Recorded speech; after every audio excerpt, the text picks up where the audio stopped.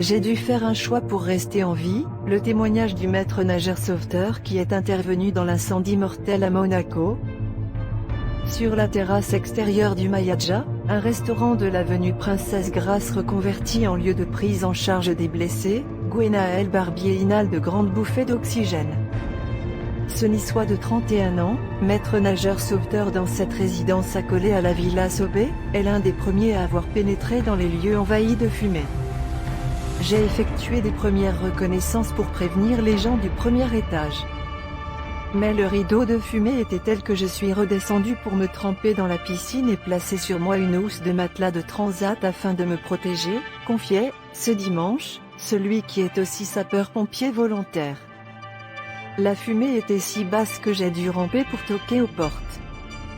Mais après, j'ai dû faire un choix pour rester en vie et je suis redescendu. C'est un miracle qu'aucun résident ne soit gravement blessé.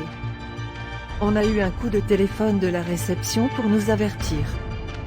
L'alarme n'a pas fonctionné, confie une autre personne de la résidence, passablement énervée. En descendant dans l'escalier, il y avait beaucoup trop de fumée. Les pompiers nous ont dit de remonter au deuxième étage, puis ils nous ont sortis de la résidence avec un masque d'oxygène ou un vêtement sur le visage. Pendant toute l'intervention, le personnel du Mayaja s'est démené, logistiquement, en apportant de quoi s'abreuver et se restaurer aux personnes blessées mais aussi aux sapeurs-pompiers monégasques, progressivement désengagés après avoir courageusement lutté contre les flammes. Le visage noirci, les soldats du feu ont pu se réhydrater et reprendre des forces tout en étant auscultés par les médecins du SMUR pour vérifier leur taux d'oxygène et de monoxyde de carbone.